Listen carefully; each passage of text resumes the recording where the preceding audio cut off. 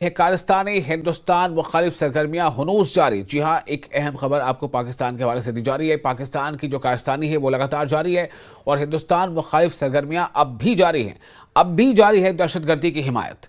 News 18 की खुसूसी report इस ताल्लुक से है और बैन अवी दबाव के बावजूद पाकिस्तान का रवैया बिल्कुल वैसा ही है। दरअंदाजी और ड्रोन स्मगलिंग की कोशिशें भी लगातार जारी हैं। तो इस वक्त एक अहम खबर आपको दे रहे हैं। पाकिस्तान की जारी है कारस्तानी हिंदुस्तान मुखालिफ सरगर्मियां अब भी जारी हैं। अब भी जारी है दहशतगर्दी की हिमायत। दहशतगर्दी और हिंदुस्तानी जो हिस्से हैं यहाँ पर किस तरह से हिंदुस्तान को परेशान किया जाए, यहाँ पर कैसे दहशतगर्दी का माहौल लगातार बरकरार रखा जाए, इसके लिए लगातार वो ऐसी हथकंडों का इस्तेमाल करता है जिसकी लगातार वो हिमायत भी करता आ रहा है। न्यूज़ 18 की खुसूसी रिपोर्ट। बैनुल-अक़वामी दबाव के बावजूद पाकिस्तान का है ये रवैया। दरअंदाजी और ड्रोन स्मगलिंग की कोशिशें भी जारी हैं।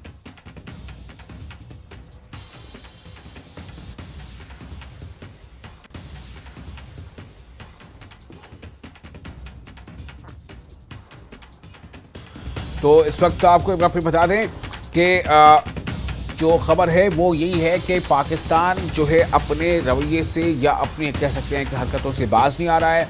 पाकिस्तान की ये कारस्तानी लगातार जारी है। दहशतगर्दी को भारतीय भूमि पर बढ़ावा देने की उसकी जो कोशिश है वो लगातार अपनी कोशिशों में जारी है। उसकी ये भारत विरोधी सरगर्मियाँ भी लगातार जारी हैं। अब भी जारी है आतंकवाद को समर्थन। आतंकवाद कैसे फले फूले उसको लेकर समर्थन पाकिस्तान की तरफ से अब भी जारी। हालांकि FATF से अलग होने के बाद भी, उसका नाम बाहर होने के बावजूद पाकिस्तान जो है अपने इस मुद्दे से या अपनी इस हरकत से बाज नहीं आ रहा है। न्यूज़ 18 को इस बारे में विशेष इनपुट मिले हैं।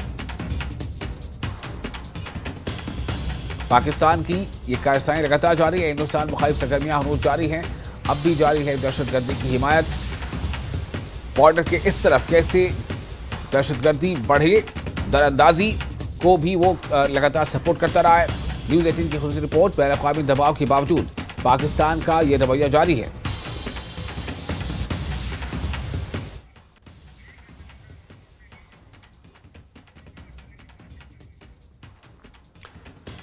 तो इस वक्त हमारे साथ जुड़ चुके हैं राजन जम्बाल और साथ ही हमारे नुमाइंदे, हमारे एडिटर डिप्टी चीफ हमारे साथ हैं शैलेंद्र।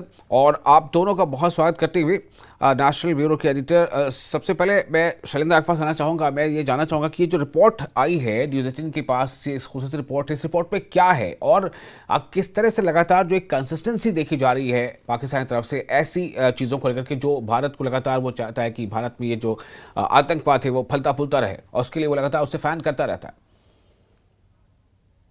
ये इंटेल इनपुट्स हैं। ये हैरान करने वाली बात ये है कि अभी मार्च को 8 दिन हो चुके हैं और ये इसी महीने के 3 इंटेल इनपुट सामने आए हैं, जिससे ये साफ हो जाता है कि किस तरह से पाकिस्तान लगातार भारत में और खासतौर से जम्मू कश्मीर में गड़बड़ी पैदा करना चाहता है और इस तरह की हरकतें जो है पाकिस्तान लगातार करता आ रहा है, जिसको बाज नहीं आ रहा है। इसमें 3 अहम अलर्ट है। पहला अलर्ट ये है कि POK के रास्ते जम्मू कश्मीर में घुसपैठ की कोशिश में 3 आतंकियों का एक गुट है जिसको लीड कर रहा है मोहम्मद बशीर, और ये लगातार कोशिश की जा रही है। और इसमें हैरान करने वाली बात यह है कि POK की जो आर्मी है वो इनके समर्थन में है और बताया जा रहा है कि ये नूरकोट, लाकराकोट और लंगूर एरियाज जो हैं जम्मू कश्मीर के, उसके जरिए ये भारत में घुसपैठ करने की फिराक में है। हालांकि आपको याद होगा कि पिछले कुछ सालों के अंदर जो इन्फिल्ट्रेशन की कोशिशें लगातार वो जारी रही, लेकिन इन्फिल्ट्रेशन करने में वो कामयाब नहीं हो पा रहे हैं, लेकिन उन पर नजर लगातार एजेंसी की बनी हुई है।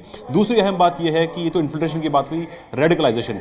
माना यह जा रहा है कि पाकिस्तान बेस्ड जो एलिमेंट्स हैं वो आज भी जम्मू कश्मीर में आतंकियों की भर्ती के लिए वहां के जो युवा है उनको भड़काने की कोशिश कर रहा है, जिसके चलते एक नया अलर्ट यह है कि हारून राशिद गनाई, ये रेजिडेंट है हसनपुरा अरवानी अनंतनाग का, जो हाल ही में अपने परिवार से मिला है और ये बताया जा रहा है कि वहां पर जो लोकल यूथ है उनको इंस्टिगेट कर रहा है, उनको भड़का रहा है, बरगला रहा है आतंकियों के साथ जुड़ने के लिए, टेरर रैंक्स में शामिल होने के लिए। ये भी अलर्ट मिला रहा है एजेंसी को। तीसरी अहम बात यह है कि जो एक और पैंतरा पाकिस्तान अपनाता है कि ड्रोन के जरिए यहां पर हथियार और एम्युनिशंस भेजे जाते हैं, वो उसको लेकर भी एक नया अलर्ट सामने आया है। और ये बताया जा रहा है कि खान बाबा नाम का एक शख्स जो है, जो पाकिस्तान बेस्ड है, इखलासपुर का, नौरवाल पाकिस्तान का, उसके लेकर ये अलर्ट सामने आया है कि वो बवाई सेक्टर में आने वाले दिनों में ड्रोन के जरिए हथियार और ड्रग्स की तस्करी कर सकता है। कुल मिला के कहा जा सकता है कि एक तरफ जहां पाकिस्तान को राहत जरूर मिल गई है एफएटीएफ को लेकर, लेकिन जो हरकतें हैं, जो लगातार कोशिशें पाकिस्तान से रहती हैं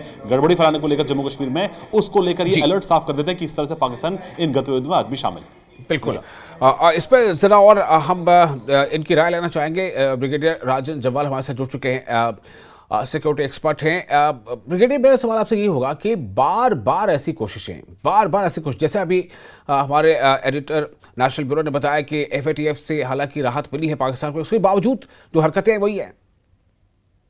देखिए, एफएटीएफ से पाकिस्तान अंदर बाहर होता रहेगा, बहुत थे, पर जो टेररिज्म स्पॉन्सर करना है वो उसकी स्टेटेड नेशनल पॉलिसी है, जिस पे वो पिछले 30 साल से काम कर रहा है, उससे वो बात नहीं आएगा। एफएटीएफ का इतना प्रेशर होता है कि यस, वो कुछ काम छुप के करता है, इंस्टेड डायरेक्टली जो पहले एकदम करता था, अब वो छुप के, जिसको डिनायबल बोलते हैं कि हमने नहीं किया, डिनाई करने की कोशिश करेगा, पर एंड ऑफ द डे कार्रवाई से बाज नहीं आएगा। इसमें आपको कोई शक नहीं होना चाहिए कि वो लगातार ये कोशिश करता रहेगा, स्पेशली आज के माहौल में जहां पाकिस्तान आर्मी खुद अपनी एग्जिस्टेंस के लिए स्ट्रगल कर रही है। बलूचिस्तान और वजीरिस्तान में बुरी तरह मार खा लेकिन रही मेरा सवाल यहाँ ये है, आपने बताया कि वो कुछ ढक के कुछ छुपा के करता रहेगा, तो वो क्यों करता रहेगा जब उस पर अंतर्राष्ट्रीय दबाव बनता है, जब उसे एफएटीएफ के कैटेगरी में डाल दिया जाता है,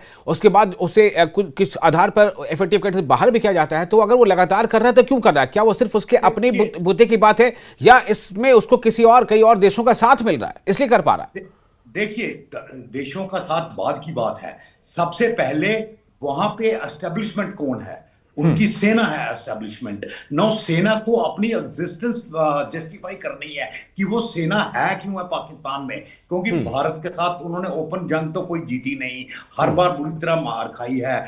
यहाँ की बलूचिस्तान और वहां पे वजीरिस्तान में भी वो बुरी तरह मार खा रहे हैं। तो अपने लोगों को जस्टिफाई करना है क्योंकि हम कश्मीर में कुछ कर रहे हैं, इसलिए पाकिस्तान सेना का वजूद होना जरूरी है। तो ये वजूद की लड़ाई है पाकिस्तान की सेना के लिए, ये मैं समझाने की कोशिश कर रहा हूं। ऑफ कोर्स जब ऐसी सिचुएशन आती है, कोई ना कोई बाहर की मदद ऐसे लोगों को मिल जाती है, वो मदद पर सेकेंडरी है। सबसे बड़ा गेम है कि ये स्टेटेड पॉलिसी है पाकिस्तान की एस्टेब्लिशमेंट की, उनकी आर्मी की, कि वो इसलिए ये करते रहेंगे। यस, एफएटीएफ के दबाव में कुछ हरकतें उनकी कंट्रोल में आ जाएंगी जो आई नहीं है 3-4 साल से। काफी मतलब एकदम ओपनली नहीं आ रहे हैं, एटलीस्ट एस्टेब्लिशमेंट उतना ओपनली नहीं आ रहे हैं, but yes, non state actor जिनको वो बोलते हैं, एक्चुअली टेररिस्ट है, कोई नॉन स्टेट एक्टर नहीं है, स्टेट स्पॉन्सर्ड टेररिस्ट है। हाँ। वो उनको आगे करके एंड ड्रोन के थ्रू कोई और टेक्नोलॉजी, अगर ड्रोन नहीं सक्सेस हो रहे हैं तो पंजाब राजस्थान के थ्रू। बेसिक एम ये है इस वक्त उनका कि कुछ ना कुछ मुकदमा गर्म रहना चाहिए कि कश्मीर ऐसा ना हो बैक बेंचर पे चला जाए, कश्मीर टेबल से ही उतर जाए, वो हालत नहीं आनी चाहिए। तो उसके लिए जरूरी है कुछ ना कुछ छोटा मोटा जितना हो सकता है करते रहें, उतना भी ना करें कि एफएटीएफ की नजर में आ जाएं, पर उतना भी ना बिल्कुल टेबल से उतर जाए। तो ये उनकी इस वक्त पॉलिसी है। बिल्कुल। राजन जी हमारे साथ जुड़ चुके हैं brigadier Anil Gupta, security and strategy analyst है, और हमारे साथ हमारे एडिटर नेशनल ब्यूरो भी बने हुए। मैं आपका इस्तकबाल करते हुए अनिल जी, मैं आपके पास आना चाहूँगा। मेरा सवाल आपसे यही होगा कि लगातार ऐसी कोशिशें, यानी भारत में सरहद के आसपास से, चाहे वो नारकोटिक्स को लेकर के हो, चाहे ड्रोन की स्मगलिंग हो, चाहे इन्फिल्ट्रेशन हो, ऐसी कोशिशें कभी थोड़ी कम होती हैं लेकिन फिर बढ़ती हैं। एफएटीएफ कैटेगरी से बाहर किए जाने के बाद यानी कि राहत मिलती नजर आ रही पाकिस्तान को, लेकिन पाकिस्तान की नजर हिंदुस्तान पर क्यों लगातार ऐसी बनी रहती?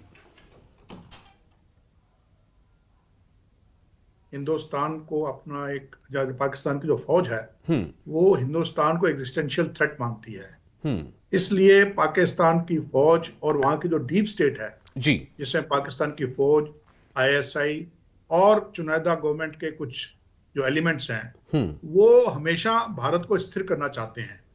वह पहली बात। दूसरी बात है जम्मू कश्मीर। यहां तक जम्मू कश्मीर का सवाल है, वो नहीं चाहते कि जम्मू कश्मीर में किसी प्रकार की भी स्थिरता आए।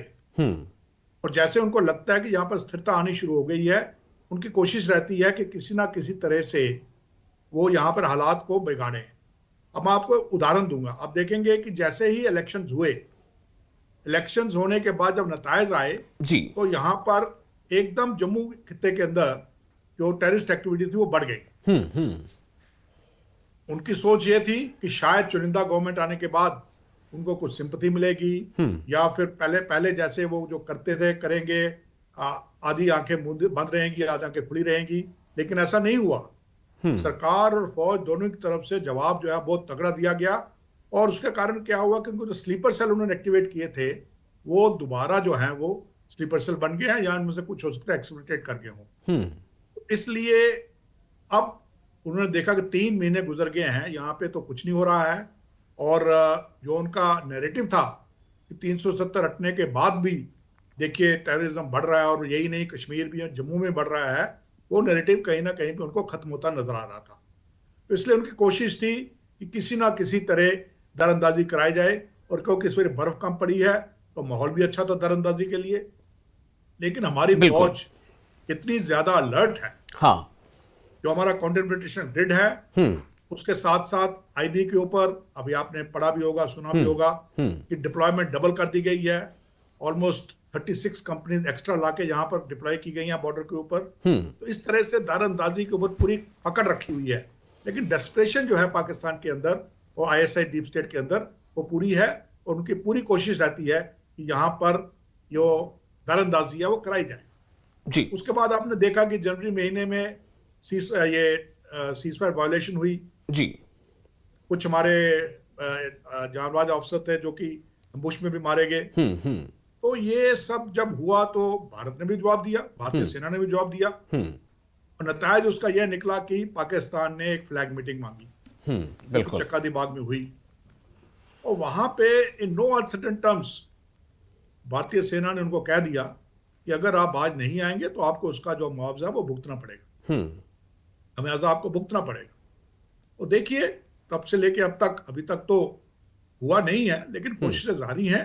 तो पाकिस्तान ये जानता है कि बेशक एफटीएफ का जो उनके ऊपर तलवार लटक रही थी वो जी जी खत्म हो जाएगी या टल जाएगी। और उसके अलावा भी तो पाकिस्तान की क्या हालत है।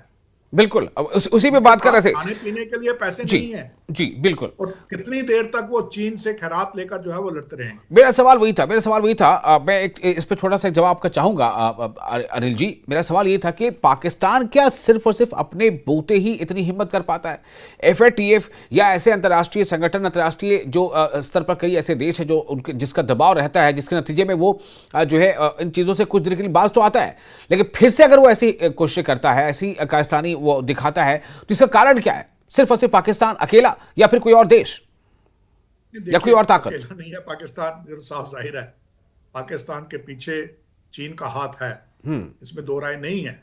लेकिन आपको याद होगा कि एफएटीएफ से पाकिस्तान 4-5 बारी आ चुका है एफएटीएफ के तहत। अगर निकल भी गया तो बहुत जल्द वापस आ जाएगा, क्योंकि जो इनकी कारकर्दगी है वो साफ जाहिर करती है कि पाकिस्तान ने अभी तक अपने आप को दहशतगर्द से अलग नहीं किया।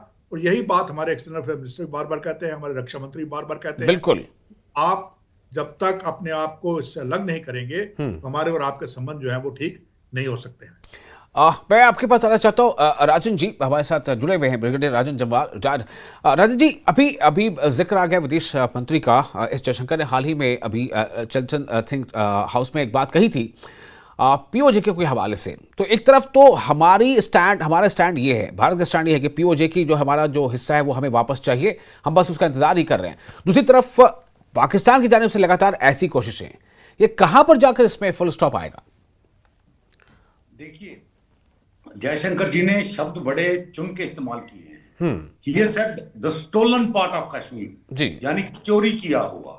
तो इलीगैलिटी जो 47 में हुई थी वो तो ऑलरेडी एस्टेब्लिशमेंट है। He used a strong word, चोरी किया हुआ। तो ये चोरी किया हुआ है, ताकि कल को हम जब इसको रिक्लेम हम कर रहे हैं, जब हम वापस लेंगे, so it is basically PoK अपने राइटफुल ओनर के पास वापस जाएगा और एक्चुअल सेंस में आजाद हो पाएगा, जो कि गुलामी में रह रहा है पाकिस्तान की पिछले 70 साल से ऊपर, 75 साल के से ऊपर। ये तो होगी जयशंकर जी की बात। ठीक है कि जो उन्होंने बताया है, और इसके लिए हमारा मतलब ना सिर्फ कि भी प्रधानमंत्री जी ने बोला है, डिफेंस मिनिस्टर ने बोला है, अपने अमित शाह जी ने बोला है, जयशंकर जी ने बोला है, पार्लियामेंट में रेजोल्यूशन पास है, ये हमारी कमिटेड पॉलिसी है कि पीओके को हमको वापस लेना है, एंड आई एम श्योर जल्दी ही ये होगा। देखिए इसके अलग अलग स्टेप हैं, जो डिप्लोमेटिक स्टेप हैं जो वो तकरीबन पूरे होते नजर आ गए हैं मेरे को। एंड सेकेंडली कुछ जो मतलब कवर्ड लेवल इलेक्शंस वगैरह हैं वो भी ऑलमोस्ट कंप्लीटेड है। इस वक्त आप देखिए गिलगित में, पीओके में क्या हालत है, लोग मांग रहे हैं, गिलगित के लोग बोल रहे हैं हमको कारगिल का रास्ता खोल दो, पीओके वाले बोल रहे हैं हमको वापस जम्मू कश्मीर के साथ जाना है, उनकी आर्मी के खिलाफ ओपन। तो क्या, मैं माफ कीजिएगा आपको रोकना चाह रहा हूं, तो क्या इन्हीं वजह कर, इन्हीं कारणों से जो पाकिस्तान की जो पॉलिसी है भारत को लेकर के, उस पर कहीं ना कहीं वो इस ये सरहद के आसपास ऐसी गतिविधियों को बढ़ाना चाहता है और एक एंटी भारत सेंटिमेंट को वहां ज्यादा जगाना चाहता है ताकि वो दूसरे मुद्दे को लोग भूल जाएं? नहीं देखिए, बिल्कुल वो एक्चुअली लोगों को दिखाना चाहता है, जो भारत बोल रहा है वो ऐसा कुछ नहीं है। एक्चुअली भारत बोल कुछ नहीं रहा है, लोग खुद दिखा रहे हैं, पीओके के लोग जो सड़कों पे आ रहे हैं वो अपने आप हो रहा है, और पूरी दुनिया को ऑलरेडी दिख रहा है। पूरी दुनिया को ऑलरेडी दिख रहा है कि वहां क्या हो रहा है। तो इसीलिए मैं बोलता हूँ ये सिर्फ समय की बात है, एंड अगर सब कुछ ठीक रहा, हो सकता है ये समय हमें इसी साल दिख जाए। बिल्कुल हो सकता है इस समय इसी साल दिख जाए। मैं शैलेंद्र आपके पास आना चाहता हूँ छोटे से रिमार्क्स करिए कि ये जो कंसिस्टेंसी हमें दिखती है हर 2 महीने 6 महीने या किसी ऐसे मौके पर भी, हाल ही में हम लोगों ने ये भी किसी से डिस्क्लोज किया था इस बात को कि वो जो है एक एंटी भारत सेंटिमेंट को लेकर के हर एक ऐसे मौके को पाकिस्तान जो चाहता है उसको कैश कराए, वो प्रोपेगेंडा फैलाता है। लेकिन इसमें लगातार जो सिक्योरिटी एजेंसीज हैं, भारत की अपनी जो डिप्लोमेसी है, उससे उसको मुँह खानी पड़ती है। क्या ये चीज़ अभी इस पे कुछ और इशारे ऐसे मिल रहे हैं कि ये इसका रुख कैसे बदल रहा है, या इस पे कुछ और कैसी तंजीमों को शामिल कर रहा है, या कुछ और कैसी एक्टिविटीज़ को बढ़ा रहा है जिसमें नारकोटिक्स भी है, जिसमें ड्रोन की स्मगलिंग भी है?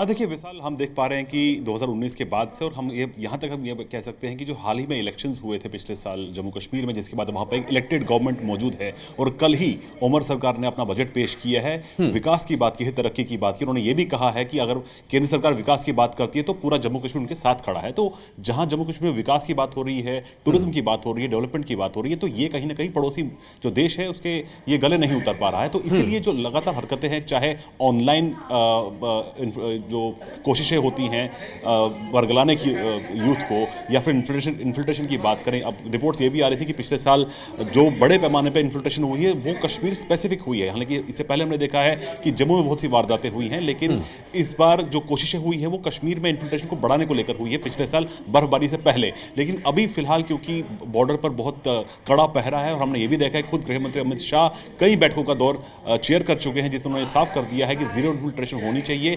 इस पर बीएसएफ की तरफ से भी कड़े कदम उठाए गए हैं, तो इन्फिल्ट्रेशन भी रोकी गई है। लेकिन अब ड्रोन के जरिए भी कोशिश की जा रही है लगातार पाकिस्तान की तरफ से कि ड्रग्स और नारकोटिक्स और हथियार को यहां पर भेजा जाए ताकि यहां पर माहौल बिगाड़ा जा सके। लेकिन इन तमाम चीजों को लेकर जो एजेंसीज हैं उनकी नजर बनी हुई है, जो जिसकी बात पहले कर रहे थे। 3 ऐसे अलर्ट्स हैं जो भी एजेंसी के सामने आ चुके हैं कि किस तरह से पाकिस्तान लगातार कोशिश कर रहा है। हालांकि पाकिस्तान की हर हरकत पर हमारी एजेंसी की, हमारे सुरक्षा बलों की नजर बनी हुई है। चलिए, बहुत शुक्रिया आप तमाम मेहमानों का, हमारे साथ जुड़े हुए थे सिक्योरिटी एक्सपर्ट और स्ट्रैटेजिक मामले के जानकार ब्रिगेडियर अनिल गुप्ता जी, और सिक्योरिटी एक्सपर्ट हमारे साथ जुड़े थे राजन जवाल जी। बहुत शुक्रिया आप दोनों का इस विषय पर बातचीत करने के लिए।